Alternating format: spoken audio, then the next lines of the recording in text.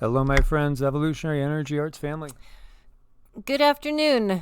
She's laughing because it's take two. It is take two. It's take two because, I don't know, we got gremlins, I guess. Yeah. So we have a 7.5 quake. This is a big quake. And this is 91 kilometers southeast of Sandpoint, Alaska. And it's at a depth of 40.1 kilometers. That sounds very concerning. Yeah, it's a big one, most definitely. And as we see, we can go and zoom in. We have right now 4 aftershocks: 5.8, 5.5, 5.2, and a 3.6. So we'll be keeping an eye out for more. Now, this one did trigger a tsunami warning, and as of about 10 minutes ago, tsunami warning remains in effect for South Alaska and the Alaskan Peninsula. The earthquake magnitude has been raised to 7.5. It was originally a 7.4. No warnings anywhere else in effect. That's a lot of land to have a tsunami warning on all that land. Wow. And when we're talking about what could happen, this is a time frame, and you can see with the star right there, where the quake was, and how long it would take for a tsunami to travel outwards. So if you're talking Southern California, it might be about 5 to 6 hours that you would see the potential tsunami coming in. Generally speaking, a shallower quake can cause more of a tsunami. Every situation is different, as we know. Like, one of the great dangers, say, for instance, in the Atlantic Ocean, is the Canary Islands. And there we have a partially submerged, basically, a volcano that could crumble. And if it did crumble, it could cause a massive tsunami. And that's one of the things that we've been worried about over in the Atlantic. And then, of course, with Hawaii, we have the same sort of situation that is possible as well. And with the uptick on all of these activities, this is just something we really need to keep an eye on. Yeah, so most definitely have a plan. As Dutch would always say, have an earthquake plan. And we would just say, just prepare for whatever, because we have so many things going on right now.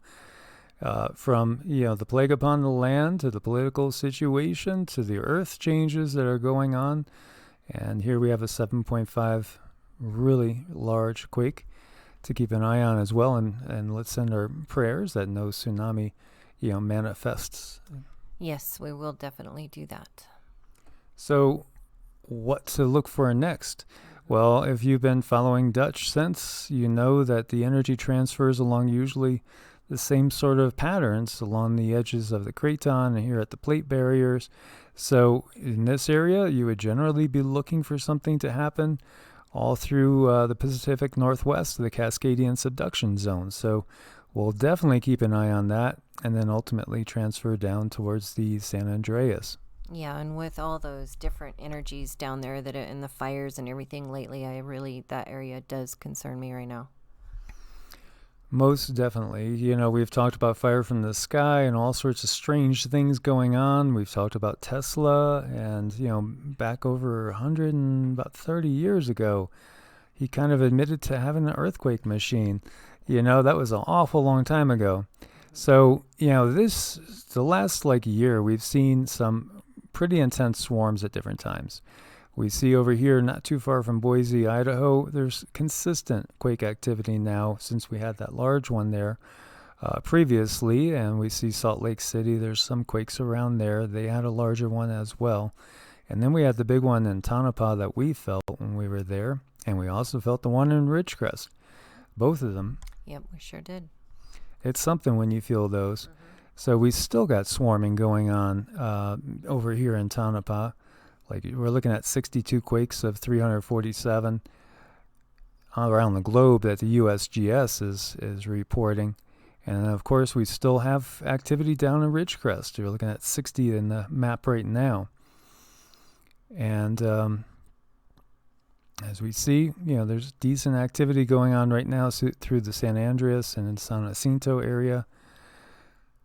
And we'll have to see how this energy transfers, as it is relatively quiet up in Cascadia right now. And will we see anything else occur with this big one? I don't know, but now's a really good time to go through all of your supplies and make sure everything's up to date and ready to go. And as we've talked about before too, just like a good grocery store should do, you should be rotating your food. So you're always eating the stuff that would expire first, and that'll give you more time with it. And also eat stuff that's healthy for you, obviously, and that you actually enjoy, instead of just stockpiling stuff that you're really not going to want to crack out, or that's loaded with things like high fructose corn syrup and all sorts of preservatives, artificial flavors and dyes. That's just going to weaken the immune system and cause inflammation. It will. And if you have children, make sure their clothes are up to date. Kids grow really, really fast. And think about things also like medical supplies as well when you're stockpiling and getting ready for whatever is going to come. As I've been saying all year, I've had this feeling that when we get into December and November, well, obviously we know there's going to be a lot of, potential for chaos once we get to around November 2nd and 3rd.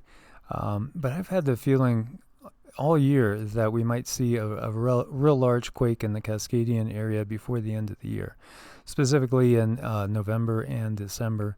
So we'll keep our eyes open and pray for the best, send out positive vibes, but be prepared. Definitely be prepared. As always, guys, thank you for your support on Ko-Fi and Patreon. God bless and namaste. Namaste.